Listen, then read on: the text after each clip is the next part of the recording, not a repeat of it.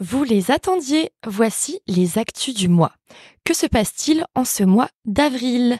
Avant de commencer, je vous propose de revenir sur le dernier événement du mois de mars, avec le Salon de l'entrepreneur.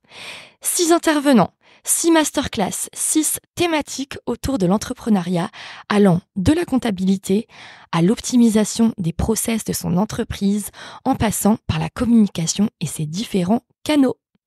C'est l'heure du bilan de cette deuxième et superbe édition du Salon de l'entrepreneur. Il a été une véritable réussite, réunissant 20 professionnels et 50 élèves accompagnés de leurs professeurs qui ont saisi cette occasion pour élargir leur horizon et stimuler leur esprit entrepreneurial. Une journée riche en échanges et où les participants sont repartis avec une multitude d'astuces, d'idées et de contacts précieux pour le développement de leur entreprise. Émilie Thinard nous a montré que l'on pouvait réduire sa journée de travail de 2 heures en automatisant des tâches répétitives et même gagner 1 heure pour travailler sur de nouveaux projets en tant qu'entrepreneur. Gaëlle nous a partagé les bénéfices du podcast pour les entrepreneurs, un moyen d'expression audio qui invite les professionnels à valoriser leur activité en sollicitant un seul sens.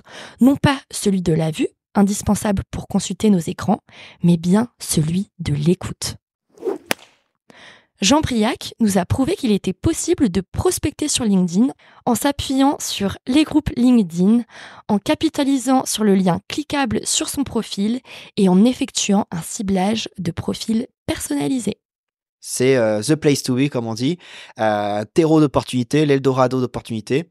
Et avec l'IA, on peut aussi les saisir, même si on a des conditions de ressources limitées. Rosen de Rose Communication, accompagnée de Manon de l'agence Coquelicot Ultra Petita, nous ont démontré l'importance d'une image de marque forte.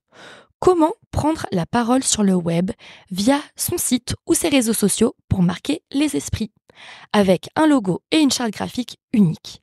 Également en choisissant les bonnes plateformes avec des sujets de contenu adaptés à sa cible, en utilisant les bons formats et en les publiant au bon moment. On avait un petit stand, donc on a présenté des dépliants, ce qu'on fait en print, des exemples de goodies, des gourdes, des mugs, des ballons de rugby aussi, un peu tout ce qu'on propose. Donc voilà, pour que les gens puissent voir un peu ce qu'on fait concrètement et voilà, ça peut donner des idées.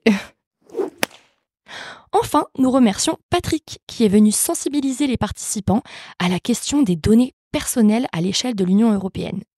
Il a par exemple abordé leur durée de conservation, la notion de consentement pour la récolte de données ou encore le processus de mise en conformité pour les petites et moyennes entreprises.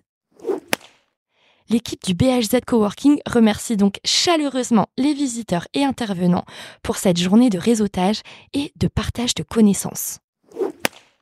Info numéro 2, vide dressing le 20 avril. Le printemps est là depuis 10 jours et les éclaircies printanières seront bientôt de plus en plus fréquentes, c'est promis. Nous vous invitons donc à faire le tri dans vos dressings. C'est le moment de troquer vos pulls d'hiver contre des tenues plus légères. Et par la même occasion, nous vous invitons le 20 avril au BHZ Coworking pour un événement incontournable, le vide dressing de la saison. Ne manquez pas cette occasion unique de dénicher des trésors mode à des prix incroyables. Faire un geste responsable tout en vous faisant plaisir. Voilà une combinaison gagnante. Venez avec une amie, une voisine, votre sœur, votre cousine, votre mère, bref, qui vous voulez pour affirmer votre style personnel et composer des looks uniques à petit prix. Qui est déjà prête pour un moment de convivialité, de plaisir et de trouvailles mode au vide dressing du BHZ Coworking à Lannion. Ce sera le 20 avril. Info numéro 3, la newsletter de Julie Oumar.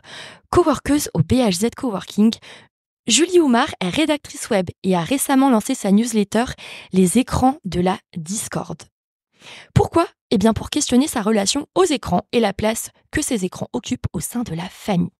Cette semaine, elle explore le thème de l'addiction aux écrans et les raisons pour lesquelles il est difficile de s'en passer.